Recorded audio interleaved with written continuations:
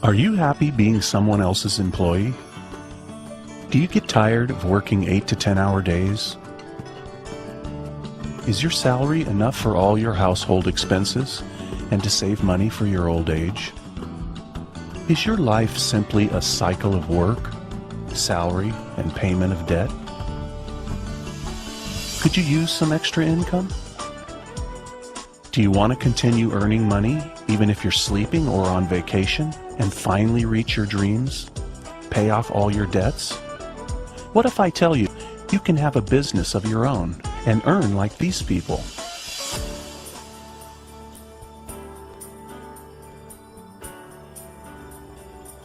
Hard to believe, right? But it really happened to them, and it can also happen to you. I know you're interested, so just listen and open your mind. Because you will be able to buy all that you want, and all your dreams can come true.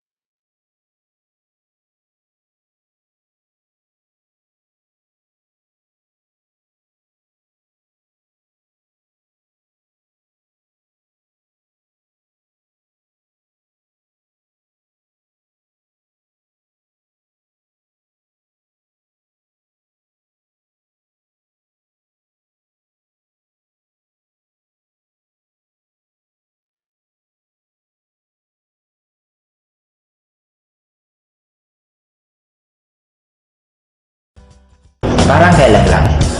Nagsimula ako, halos walang maniwala sa akin kasi motor lang yung dala ko. And lahat ng kaibigan ko pinagtatawanan ako kasi wala pang networking company na meron taga Bicol na kumita. Pero after 4 years, sobrang grabe ng blessing na binigay sa akin. 4 years, 4 na sasakyan. First car ko is Honda Civic, second car ko is Montero Sport, third car ko is sobrang wapo ng sasakyan kasi 2-door siya na-afford na kung nanonood ka ng Fast and the Furious, halos magkamukha yung sasakyan na yun. Pang fourth car ko, normally halos ito yung nagiging ultimate goal eh. Fourth car ko is Hummer. Na ang kagandahan dito, may maliban lang kasi since ang taas ng gas consumption ng Hummer, binigyan pa ako ng in-global ng bonus na profit sharing na worth 600,000. 350,000. Para daw pang gas ko sa Hummer ko. And ang pinaka naging blessing sa akin this year, kasi binigay pa sa akin ng AIM, yung isa sa pinaka-pangarap ko, yung makakita mismo ko at makahawak ng snow. Nakapunta kami for 12 days sa United States, all expense paid, may piso, wala akong ginastos. Ang ginawa lang namin doon, walang iba kundi kumain, mag-shopping, mamasyal, sobrang sarap ng buhay. And ang nagiging blessing sa akin ngayon, hindi lang ako yung kumikita. Kasi within this year alone, 10 sa taga Bicol ang nagkaroon ng first car nila. And I already created more than 30 millionaires under me. Ang isa sa pinaka-nasarapan ko sa In-Global, kung ako tatanungin mo bakit In-Global ang kinakarir ko, kasi ang dami kong choice kung ano yung pwede kong gawin na opportunity or pwede kong anong gawin na ibang bagay. Pero kaya In-Global ang ginawa ko for 2 reasons lang. Number 1, kikita ka ng sobrang daming pera in a short span of time. Right now, I'm already earning 7 figures per month. And by next year, I'm sure kikita ako ng nasa 8 figures per month.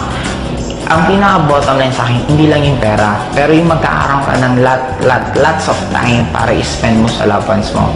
Kasi for me, yun naman talaga ang pinaka-essence ng buhay. Money, importante, pero ang pinaka-importante sa lahat is hindi ka mawala ng time para sa loved ones mo. Kaya kung ikaw yung tipong tao ngayon na namumroblema ka ng pamasahe mo, namumroblema ka ng tuition ng anak mo, namumroblema ka ng kuryente, namimiss mo yung mga pamilya mo kasi nasa malayong kang lugar na ginagawa mo yun para ka lang kumita, meron ngayon na isang In-Global na kaya niyang ibigay lahat ng pinapangarap mo.